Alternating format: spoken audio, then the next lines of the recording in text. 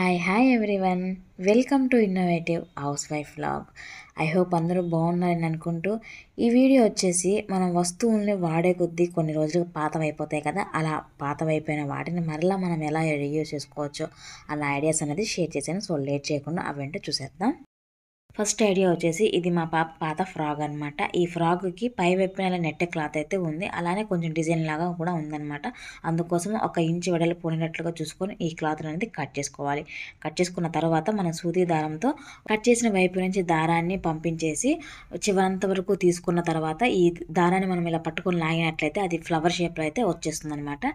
ఈ షేప్ ఊడిపోకుండా ఉండటం కోసం కింద వైపున చిన్న ముడిలాగా వేసుకోవాలి. అలా వేసుకుంటే అది అలాగా ఫ్లవర్ షేప్ అయితే ఉండిపోతుంది. ఇంకా అక్కడే మనం ఏదైనా ఒక రబ్బర్ బ్యాండ్ అనేది తీసుకొని దానికి కింద వైపున ముడి వేసాం కదా, అక్కడ అది రబ్బర్ బ్యాండ్ అనేది కదలకుండా ఉండేటట్లుగా చూసుకొని ఇలాగా 2-3 కుట్లు అనేది వేసేసుకొని చిన్న ముడి అనేది వేసేసుకొని దారం అనేది కట్ చేసేసుకోవాలి. ఆ తర్వాత నెట్ క్లాత్ 2 అంచుల్ని కూడా హార్డ్ గ్లూతో అతికించుకుంటే అది అక్కడగా క్లోజ్ అయిపోతుందనమాట. ఇప్పుడు ఈ ఫ్లవర్కి మధ్యలో చూసుకున్నట్లయితే కొంచెం ప్లెయిన్గా ఉంది కదా, అందుకోసం కరెక్ట్గా మధ్యలోకి సరిపోయేటట్లుగా ఏదైనా ఒక స్టోన్ని కానీ లేకపోతే పిల్లల ఫ్రాక్కి ఊడిపోయిన ఏదో ఒక చిన్న చిన్న ఫ్లవర్స్ అలాంటివి ఉంటాయి కదా, వాటినైనా సరే మనము ఫెవికాల్ కానీ హార్డ్ గ్లూతో కానీ అతికించుకొని చూసుకున్నట్లయితే చాలా అంటే చాలా సింపుల్గా 0 కాస్ట్తో ఒక హెయిర్ బ్యాండ్ అయితే రెడీ అయిపోయింది. అదే పిల్లలకి పెట్టాలనుకుంటే మరొకటి కావాలి కదా, సేమ్ ఇదే ప్రాసెస్తో మరొకటి కూడా ప్రిపేర్ చేసి చక్కగా పెట్టుకోవచ్చు. పిల్లలకనే కాకుండా మనకు కూడా చక్కగా మ్యాచ్ అవుతుంది వైట్ డ్రెస్సెస్కి. కాబట్టి మీ దగ్గర ఉన్న నెట్ క్లాత్తో ఇలాంటి రబ్బర్ బ్యాండ్ని ప్రిపేర్ చేయడానికి తప్పకుండా ట్రై చేయండి.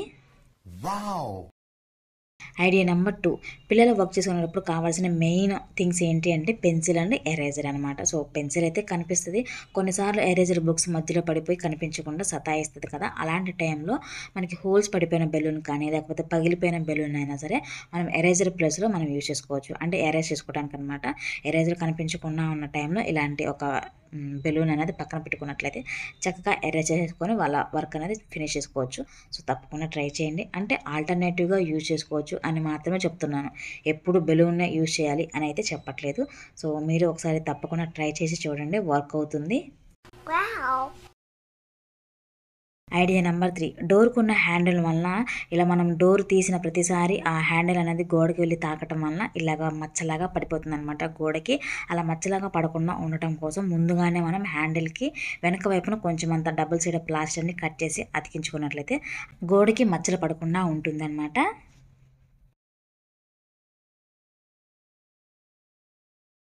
ఐడియా నెంబర్ 4, షూస్ కొత్తగా కొన్నప్పుడు వచ్చిన షూ హ్యాంగర్ అనమాట. దీనిని ఇలా రివర్స్ చేసుకున్నట్లయితే చాలా అంటే చాలా సింపుల్గా మనకు ఒక ఆర్గనైజర్ లాగా యూజ్ చేసుకోవచ్చు. అది ఎలానో అంటే చాలా సింపుల్ అనమాట. దీనిని మనం మేకుకు తగిలించడానికి అంటే గోడకి తగిలించాలి అంటే వీలుగా ఒక చిన్న హోల్ అనేది పెట్టుకోవాలి.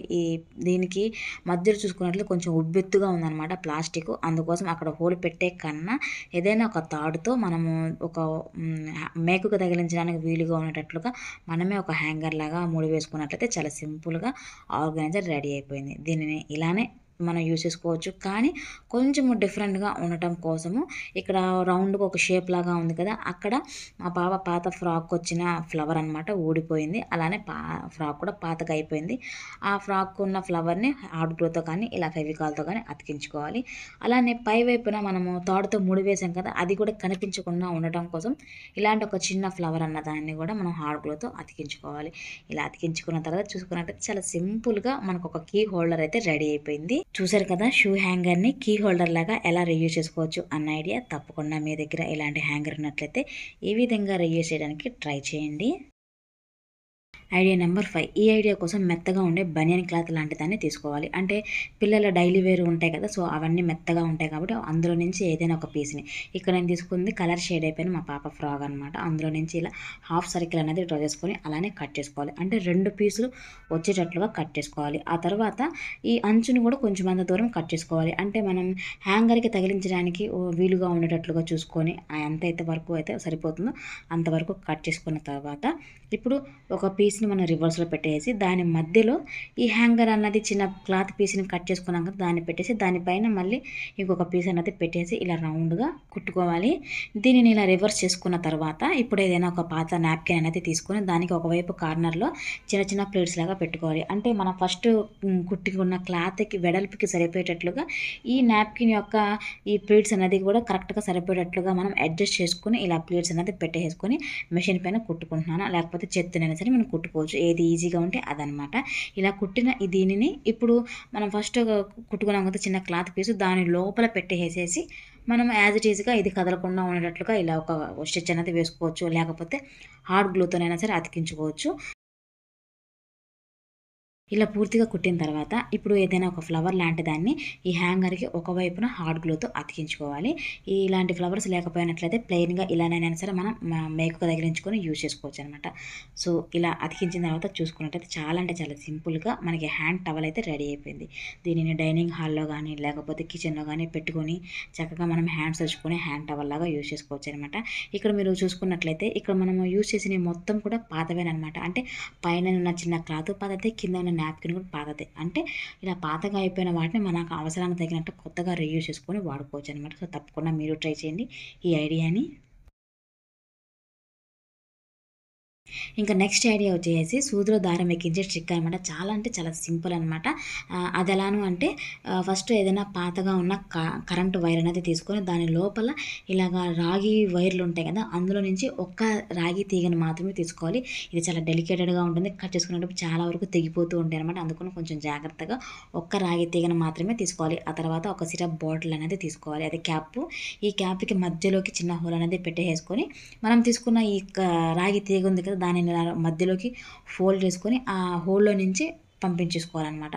కొంచెం అంత పంపించిన తర్వాత ఇంకా లూజ్గా ఉంటుంది కదా ఆ హోల్ అన్నది, అది టైట్గా ఉండేటట్లుగా హార్డ్ గ్లూతో కానీ లేకపోతే ఫెవికాల్తోనైనా మనం అక్కడ కొంచెం అప్లై చేసామనుకోండి అది డ్రై అయిపోతే అది టైట్గా ఉంటుందన్నమాట. అంటే రాగి తీగ అలాగా ఫిక్స్ అయిపోతుంది.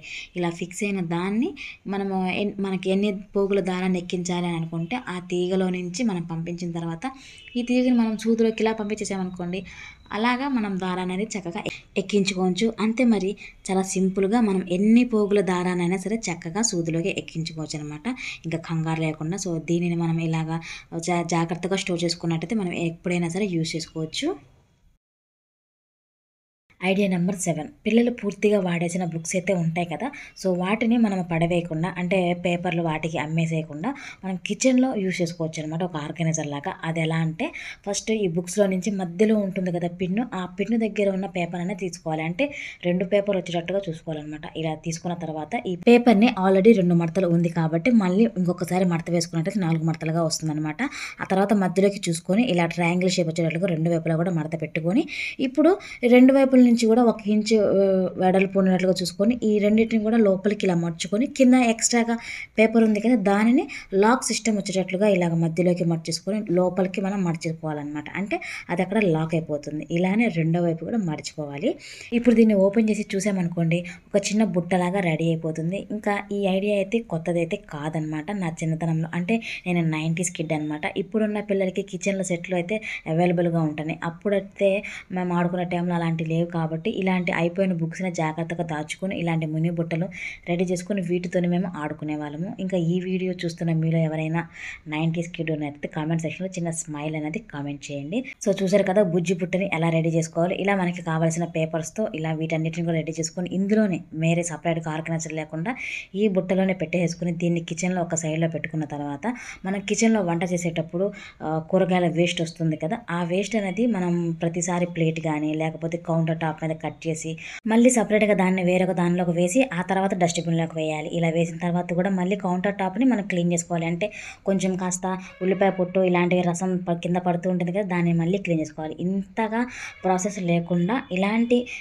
అయిపోయిన పేపర్స్ని ఒక మినీ బుట్టలాగా మనం రెడీ చేసుకొని వంట చేసుకునేటప్పుడు కానీ లేకపోతే కిచెన్లో ఒక పక్కన పెట్టేసుకున్నాం అనుకోండి, కిచెన్లో వచ్చే వేస్ట్ అంటే పిల్లలు తిన్న తర్వాత వచ్చే chocolate rappers, biscuit rappers, caps ఇలా చాలా వస్తూనే ఉంటాయి. కిచెన్ అన్న తర్వాత వేస్ట్గా మనం పడేయాల్సిన వాటన్నిటిని కూడా ఇలా ఒక మినీ బుట్టలో లాగా పెట్టేసుకొని ఒకేసారిగా వేసామనుకోండి మనకి టైము సేవ్ అవుతుంది.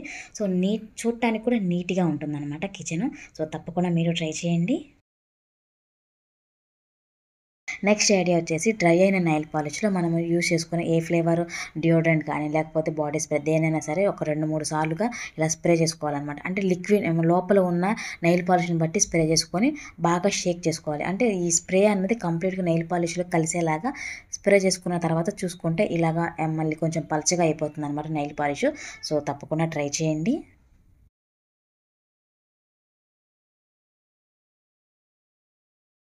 ఇంక ఈ వీడియోలో లాస్ట్ టిప్ వచ్చేసి 5 లీటర్ ఆయిల్ క్యాన్ని కిచెన్లో ప్లేట్స్ పెట్టుకుని ఆర్గనైజర్ లాగా అనమాట.